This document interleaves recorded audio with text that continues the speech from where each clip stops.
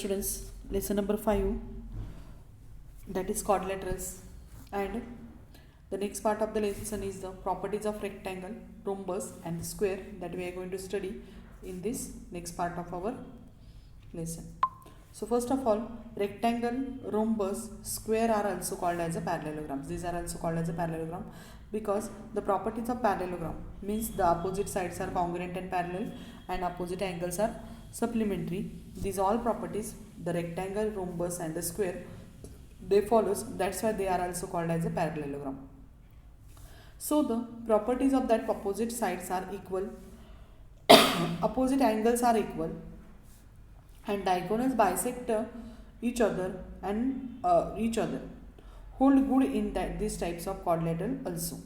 But there are some more properties of this quadrilateral. Okay, and proof of these properties are given brief. Consider the steps in the given proofs and write the proof in detail. So that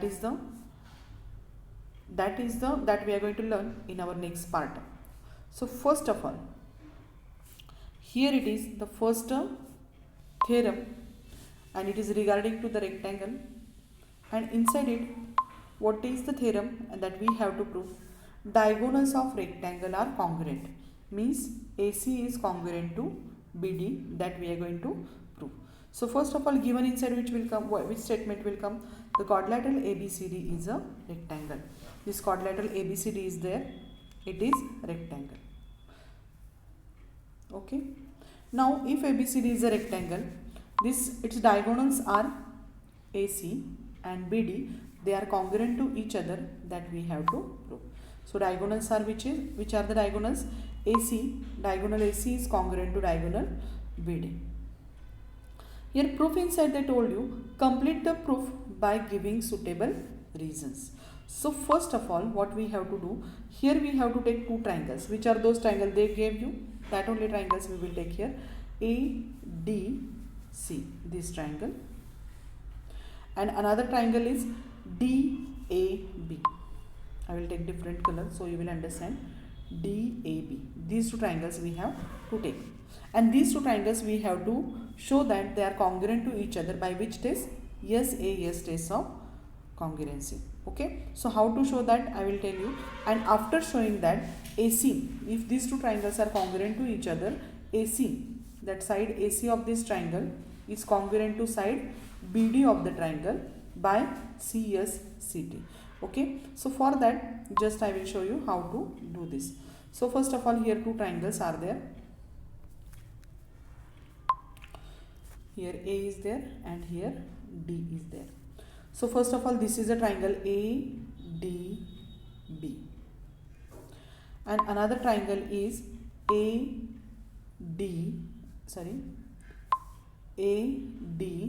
these two triangles. So here proof inside we have to write in this way. In triangle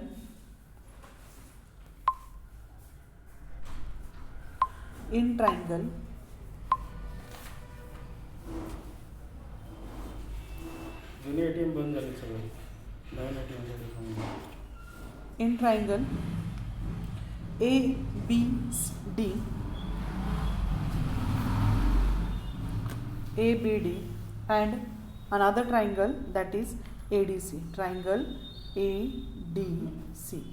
In these two triangles inside ABD and ADC. So in triangle ABD, as you know that AB is congruent to this AB, this side AB is congruent to DC. AB is congruent to DC. Reason behind it, opposite sides of a rectangle. Opposite sides of rectangle. Afterwards, AD is congruent to AD. That is common side. Congruent to AD, common side.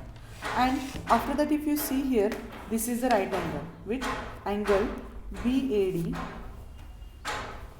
is congruent to angle CDA. Okay, CDA. So by yes test, these two triangles are congruent to each other. Therefore, triangle ABAD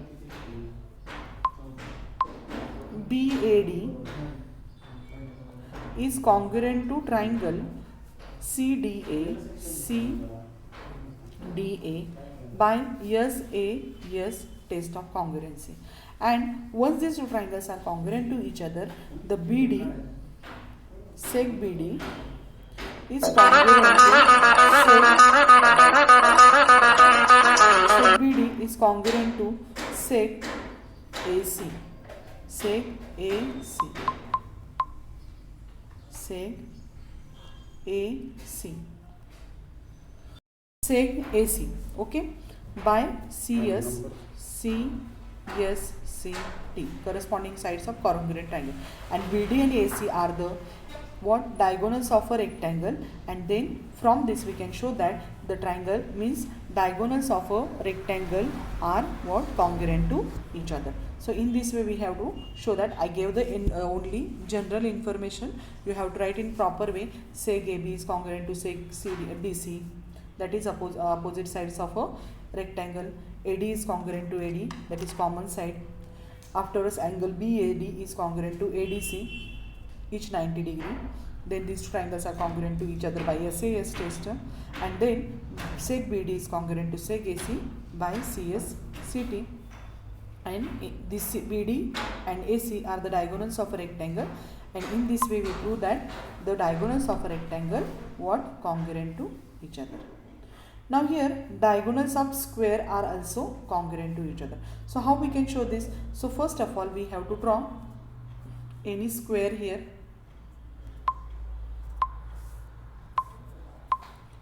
So here it is, I will draw the square. Okay, this is my square. Here also we have to write that only diagonals of the square that we have to prove here. So first of all name. Suppose it is A, B, C, D. Given inside what will come? Given is equals to quadrilateral ABCD. ABCD is a square. Okay. Then afterwards you have to draw the diagonals for it, that is AC,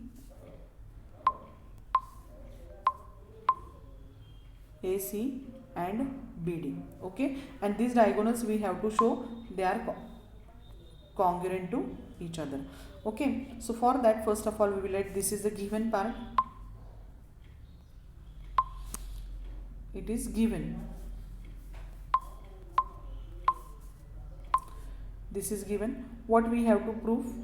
We have to prove that AC is congruent to sec AC is congruent to sec BD. Sec BD. Okay. And now we have to prove. It's proof we see. So first we have to take two triangles, same like in triangle. Which two triangles we have to take? ADB, this triangle you just take ADB, and another triangle is CD, ABD and DCA, triangle DCA. We will show these two triangles congruent to each other. Okay, ABD and DCA. So for that first of all AB is congruent to sec AB is congruent to seg DC, same. What is the reason? That is opposite sides of a square. Then afterwards seg AD is congruent to seg AD. Reason is common side. And angle A is congruent to angle D. Okay, and therefore these two triangles are congruent to each other, and actually we have to write it here. I will show you.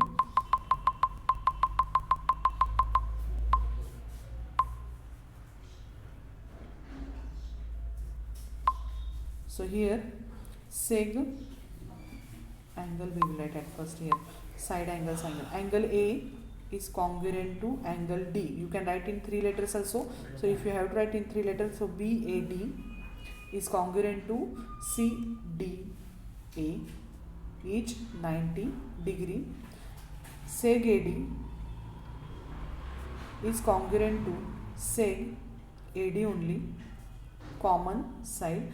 and therefore these two triangles, that is triangle ADB is congruent to triangle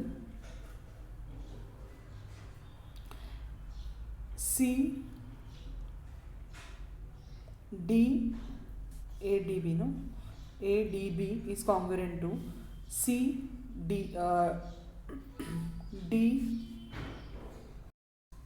ADC, and therefore BD is congruent to AC by CS CT, and from this what we are saying that the this proof is same for this square and rectangle. Instead of square, here if you take the rectangle, same proof is there for this both. And from this what we say that the diagonals of a square, what happens, they are congruent to each other. Okay, so all of you complete this theorem. Next theorem is the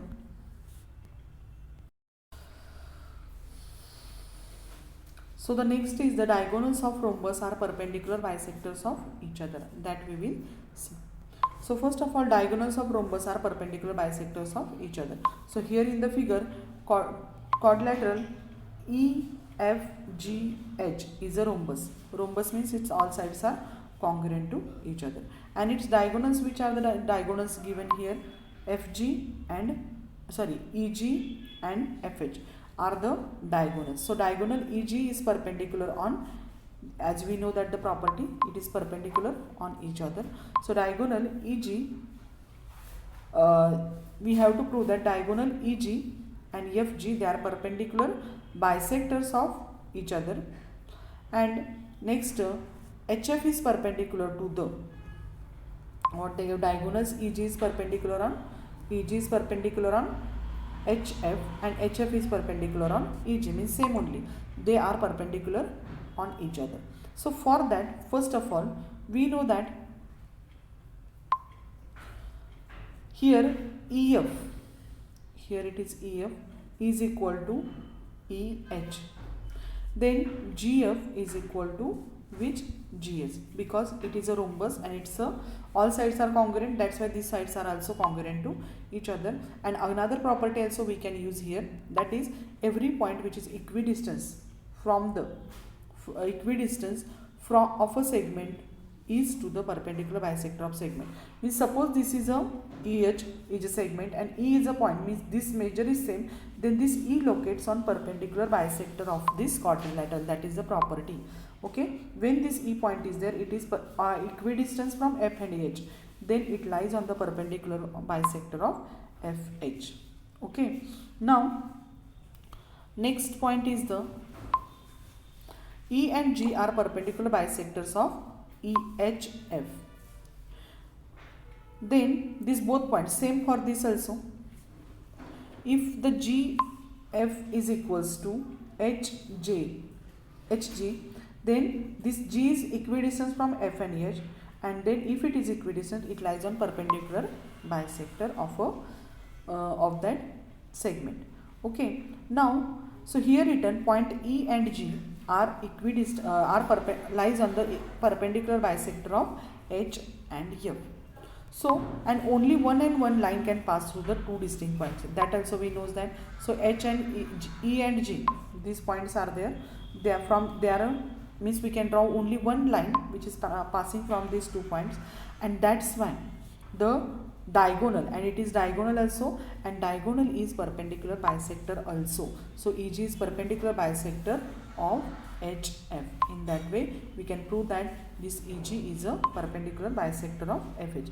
How we shown that? First of all, E point we have to take, and that E point is equidistant from F and H, because EF is equal to EH. Okay, means it lies on perpendicular bisector. And same for the point G, this is also equidistance from F and H, because EFG is equal to GH, and these both points are joined by the segment EG, and it is the diagonal of this quadrilateral, and this is diagonal also, and they are perpendicular bisector also. Therefore EG is perpendicular on FH, and same way we can prove that, that is EH is perpendicular on EG. In this way we can show this